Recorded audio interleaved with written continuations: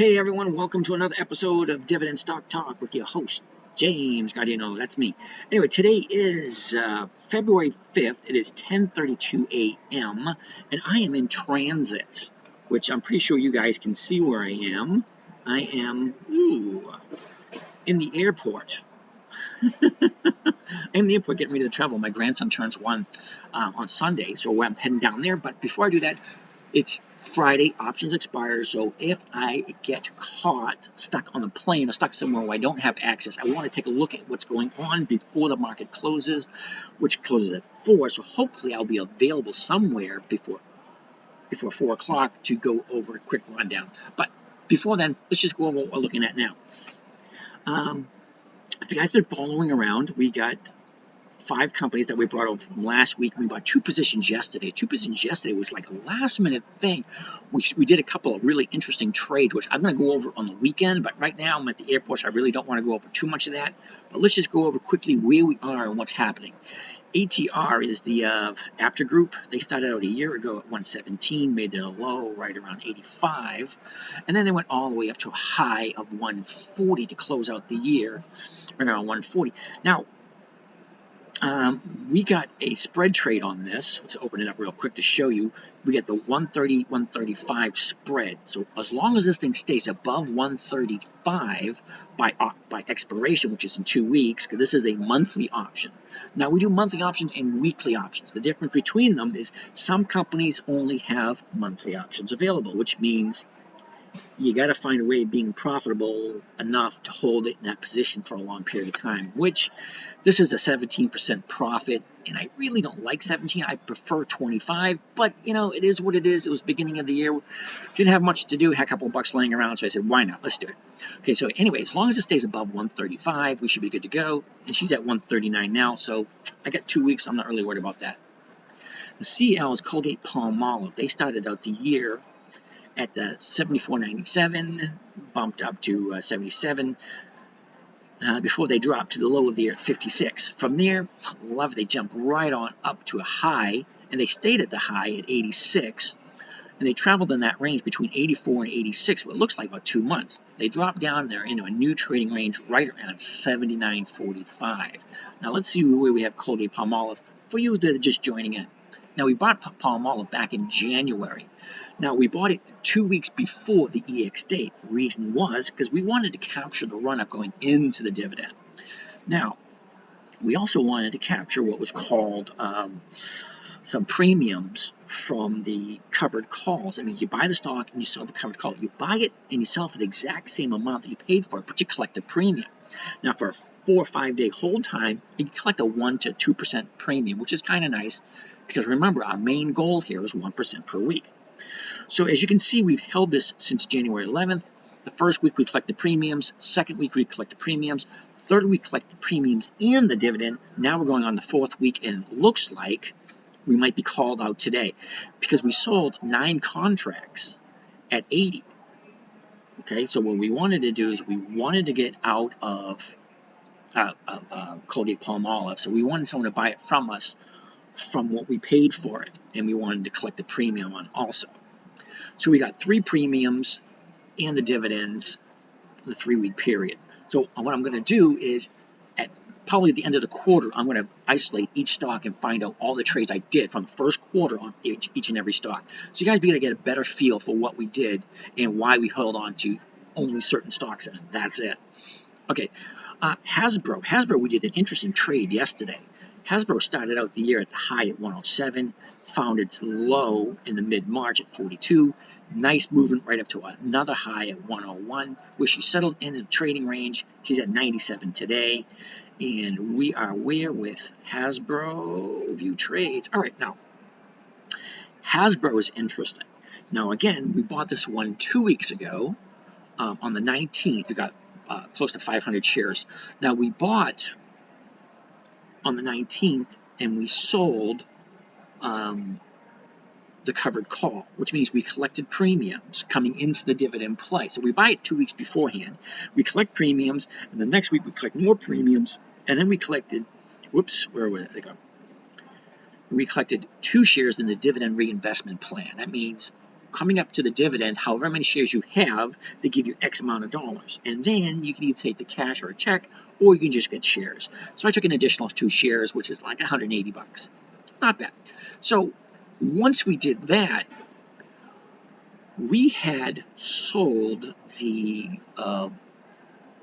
premium to collect more dividends, more premiums on Monday. So we collected a 40-cent dividend on Monday. So not a dividend. We collected a 40-cent premium on Monday to add to our profit for Hasbro.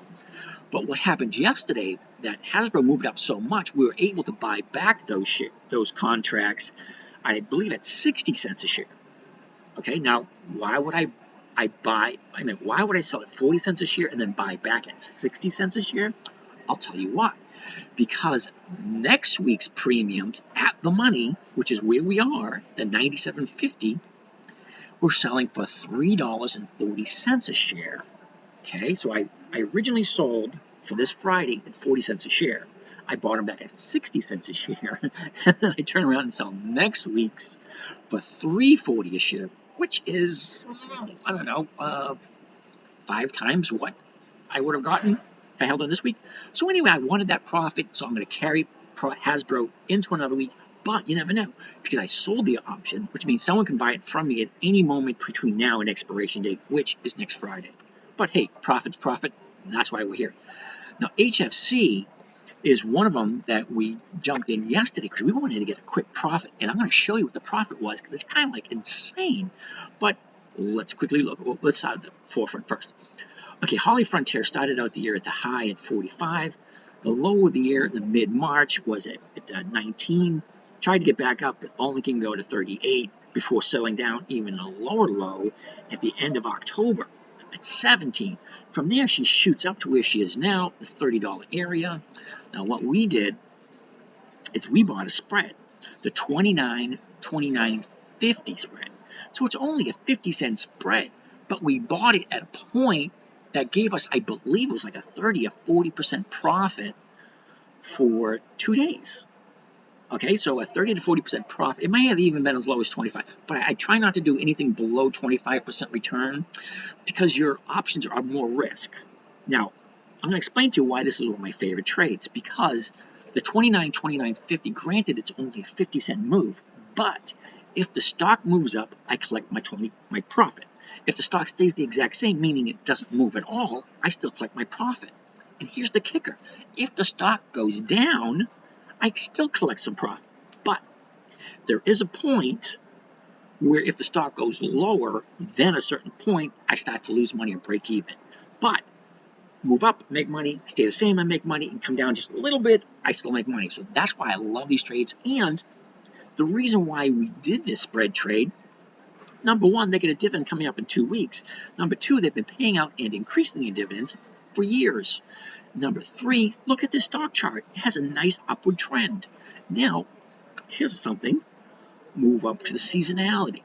Seasonality shows when a stock is going to move at which time. Now, it doesn't look that great at the moment, but let's open this up right here. The red line represents its annual move. Okay, what it does annually, as opposed to this year, the year before, the year before, the year before. So 10 years on one on top of another to give you the average move based on a 10-year basis. So the stock is going to, where are we right here? Right here, it's going to go sideways a little bit. Today's the last day. Is it going to stay right where it is today? If not, she's going to drop a little bit come Monday.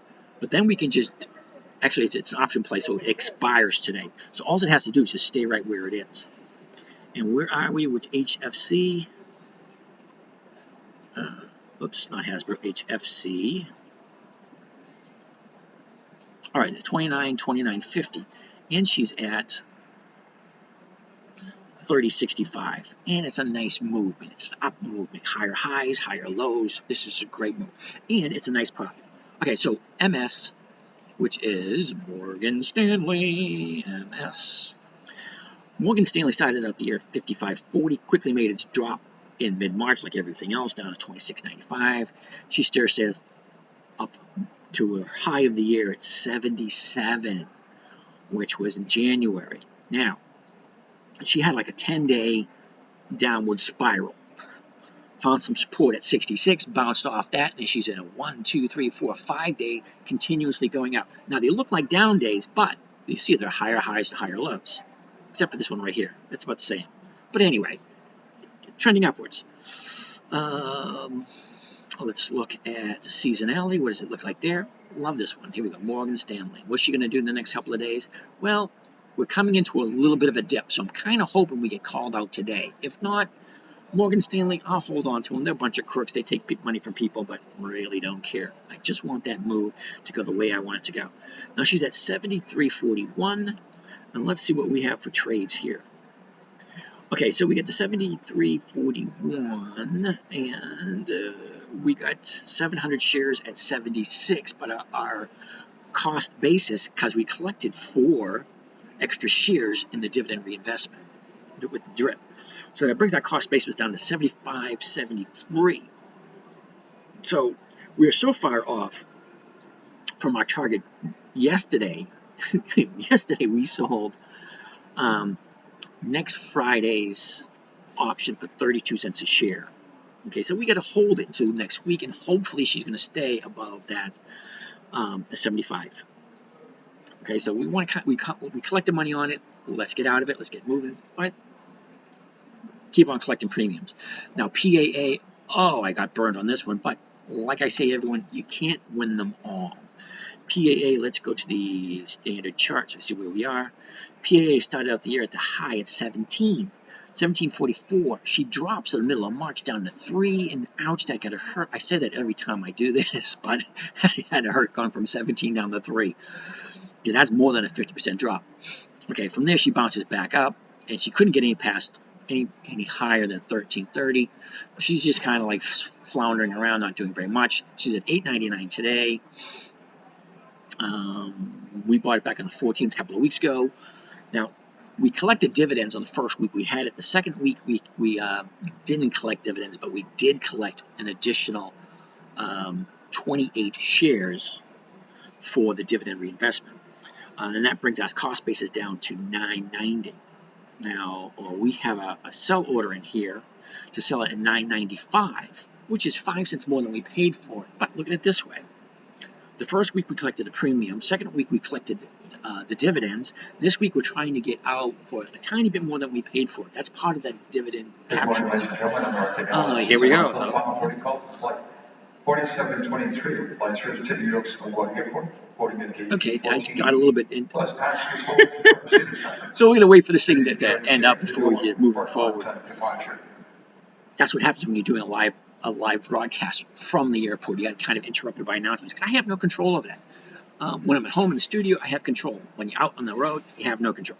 So anyway, that's PAA. Don't really like it, but that's where we are. It's still at a profit. We're still in the profit for the year. And let's go to the last one, TSCO, Tractor Supply. TSCO. Okay, so Tractor Supply started out the year at 97, made its drop in mid-March to 65 before shooting up to the new trading range of 129 to 160. That's a nice move. 67 to 160. Whoa. She's going sideways for the past like 6 to 8 months. But she settled in right where she is now at 149. And again, we did another one of these option plays where we got the 143, 144. Now, we tried doing 2 of these yesterday, and the numbers just didn't look right. If you want, take a look at yesterday's recording, and you see the numbers just didn't look right, but we finally got filled at the 143, 144. We're not going to make a lot of money off of this because we only got 10 contracts, so we're a little tight on money, but I'm pretty sure this is like a 30 or 40% profit. So as long as the stock stays above 144, we're going to make our profit. Again, debit spread, love them. If it goes up, we make money. Stays the same, we make money. It can even come down. We're still going to make money. Look at that. She's at 149 now, and we just did this trade yesterday afternoon. She has a lot of space to move. Up, make money. Sideways, make money. And down, we make money. How can you go wrong? Okay, all that being said, this is where we stand at the moment. As you can see, the P&L is at 11. But that will settle out over the weekend. Because these numbers, they change all the time. I try not to pay too much attention to them. But that's where we are now at 10:47. And we're going to try to check back in around 3 to find out exactly what's going on before the market closes. But for now, this is James signing out from Logan Airport. You guys have a great day, and I'll catch you the next time. Tomorrow, actually later on this afternoon or this evening, one or the other.